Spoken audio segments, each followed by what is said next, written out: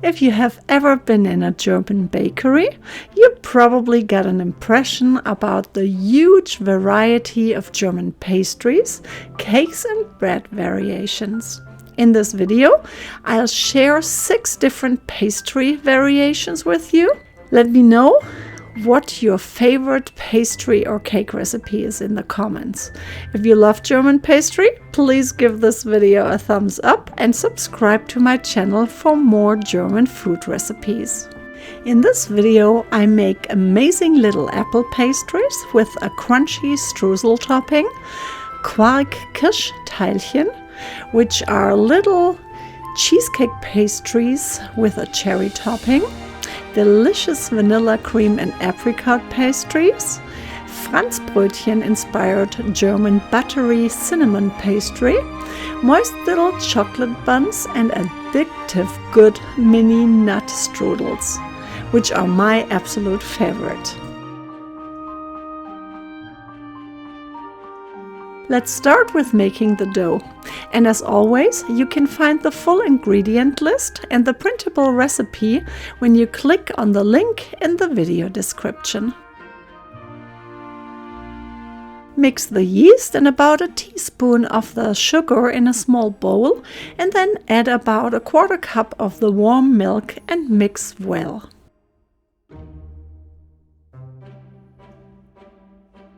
Then form a well into the flour and add the yeast mixture. Stir the yeast gently while incorporating some of the flour, and then cover the bowl and let it sit in a warm space for about 15 minutes.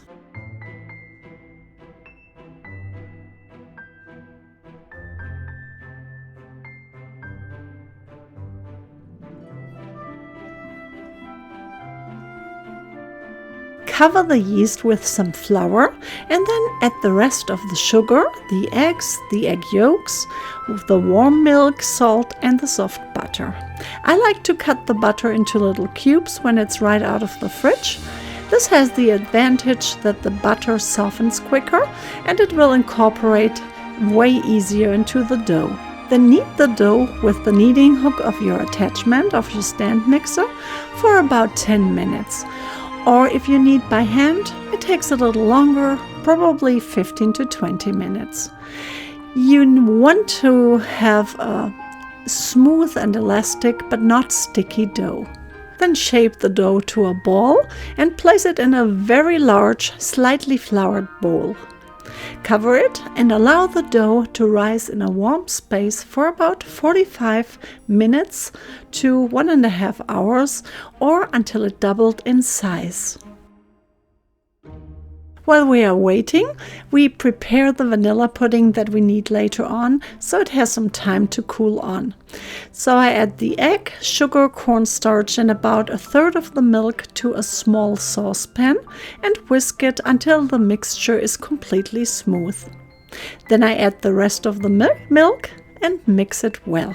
Cook the cream on medium heat while stirring it consistently to a pudding-like texture.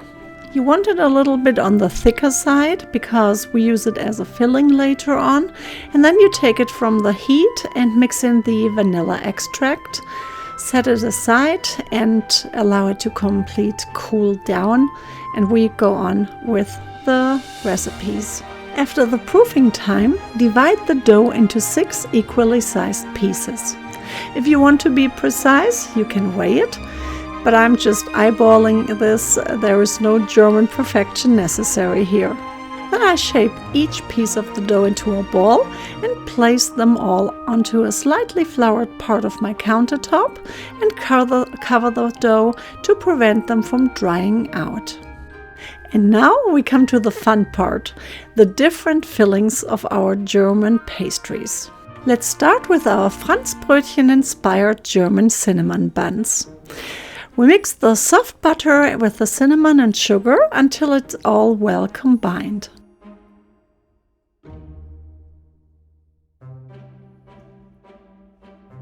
Then roll out the dough to a rectangle and spread the butter mixture evenly onto the dough.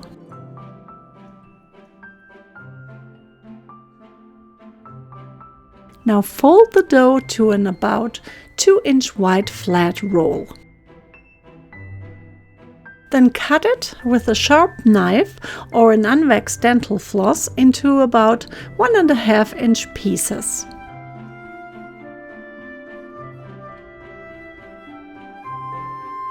For the next step, we need a large cooking spoon or another utensil with a round handle. Press the handle parallel to the cut into the middle of the roll and make sure to press down firmly. This will curl the ends of the bun up and gives the pastry the Franzbrötchen-inspired signature look. Then place the pastry pieces onto a baking sheet and cover them and allow them to raise until we are ready to bake them together with the next pastry, the chocolate buns.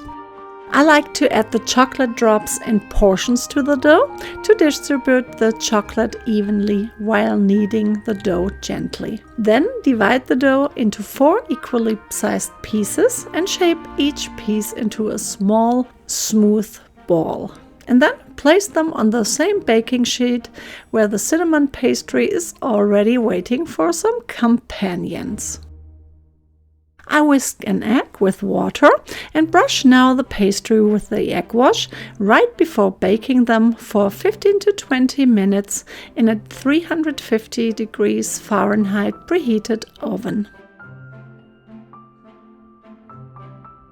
Let's move on to the apple streusel pastry. We first prepare our streusel topping, and we do this by adding butter, sugar, flour and vanilla extract to a medium-sized bowl and knead until all ingredients are well combined and crumbs form.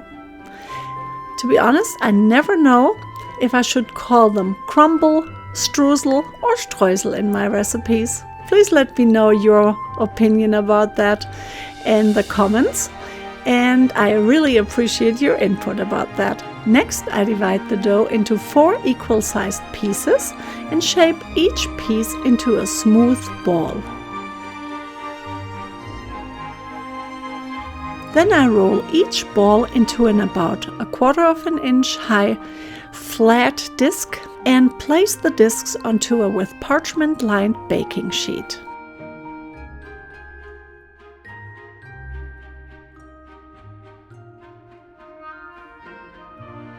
Place 1/4 of the apple filling or applesauce onto each flat and top it with some crumble mixture.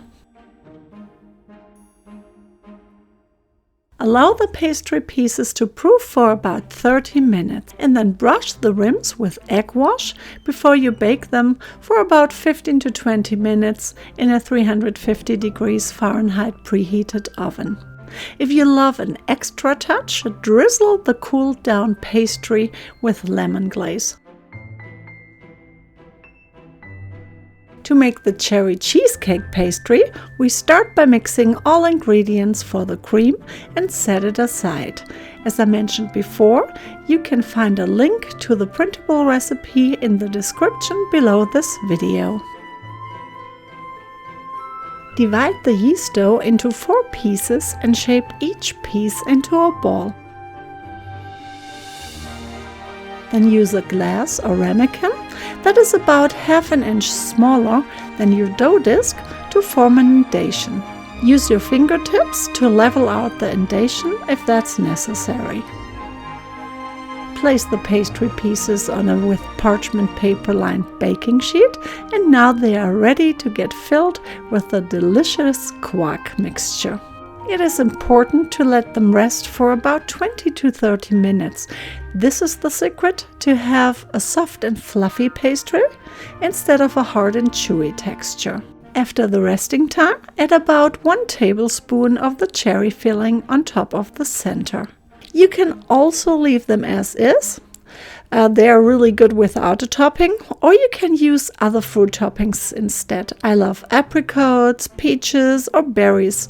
These are some of my favorite toppings. Bake the pastry for 15 to 18 minutes, again at 350 degrees Fahrenheit in a preheated oven, and then allow them completely to cool on a cookie rack and dust them with powdered sugar. For our next pastry, the delicious mini Nutstrudel, we start with whisking the egg white, the sugar and a pinch of salt until it's foamy. Then slowly add the sugar while whisking on high speed until soft peaks form. Add the apricot jam, the chopped nuts, cinnamon, and fold everything into the egg white.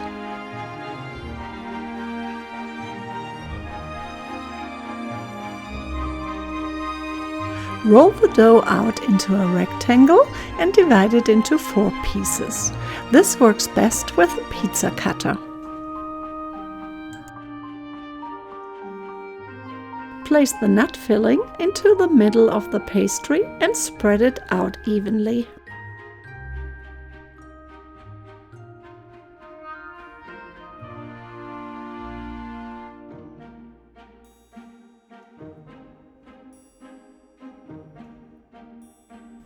Cover the filling with one end of the dough and roll it up.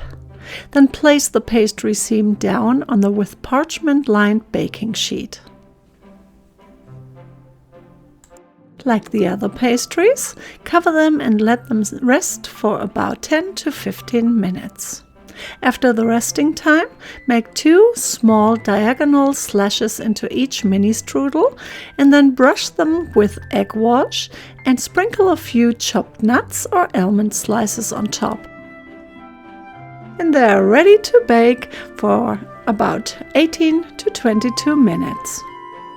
And now I just need to make the last pastry, the delicious vanilla pudding apricot one. Start with rolling out the dough and cut the dough into 8 pieces. Fold the corners of each pastry to the middle and press it down. Then add about 1 to 2 tablespoons of the vanilla pudding into the middle of each piece. Allow the pastry pieces to proof for about 15 minutes and then brush the edges with egg wash.